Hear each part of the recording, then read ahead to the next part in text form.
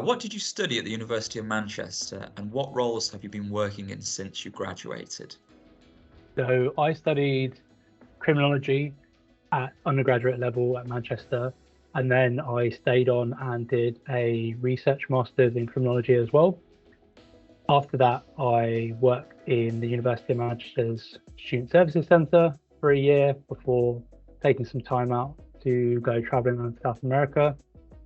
And it was after that I thought, time to be a proper grown up now. So I started looking for roles in research, and I had a brief stint in market research in a grad role in a private sector company, but felt pretty soon after starting that role that it wasn't really for me.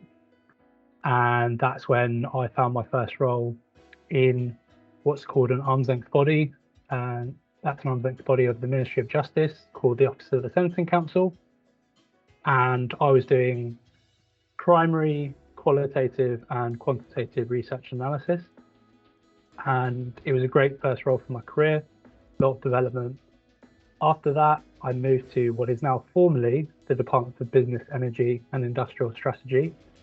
It's now been broken up into a few different departments, but that was more of a general analyst role, and I had a much greater focus on evaluation of policies and teams.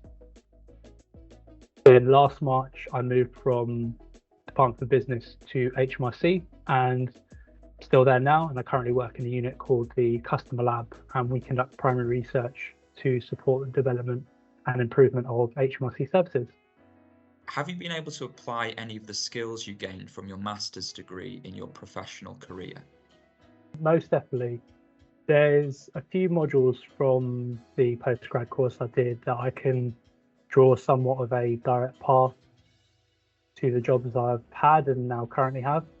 So there were units on evaluating policy in practice, qualitative research methods, data analysis in our studio, designing criminological research, and I can think of clear instances where I've used the knowledge from all of those modules in my roles over the past few years and continuing to use them too.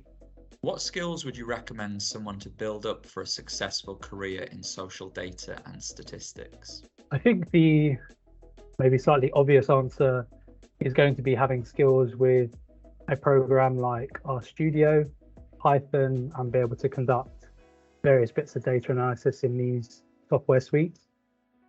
And while I think it's really important and incredibly transferable to other industries as well, but I think more important than just being able to produce stats or data visualization is to be able to communicate these data and findings clearly to quite a wide range of audiences, many of whom are not likely to come from statistical backgrounds.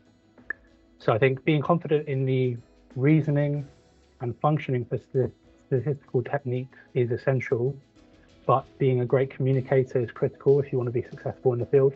But having competencies with social data and statistics could take you into private sector research, be that market research or a variety of different kind of insight roles that organizations have. There's think tanks, TV networks, regulators.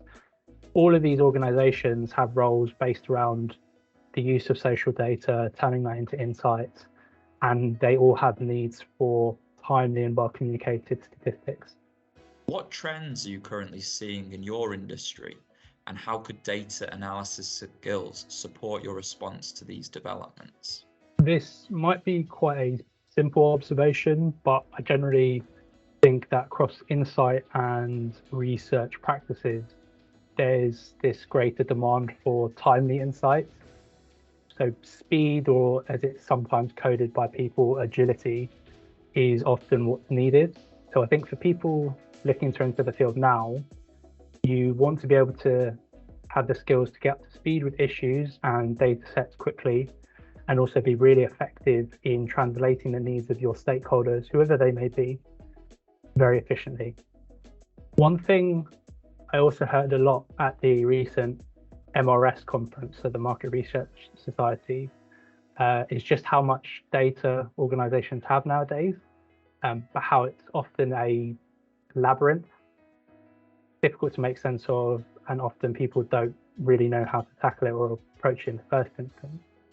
So I think having confidence in manipulating, interpreting, and where possible, joining up data sets is going to be really valuable for people starting their career now as well. As a former student, why do you feel like the University of Manchester is a good choice for further study?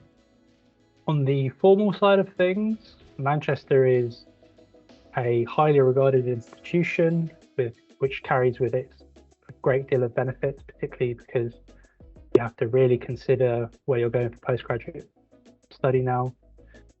Say financial investment, so you want to make sure that you're getting the best return on your investment, so to speak.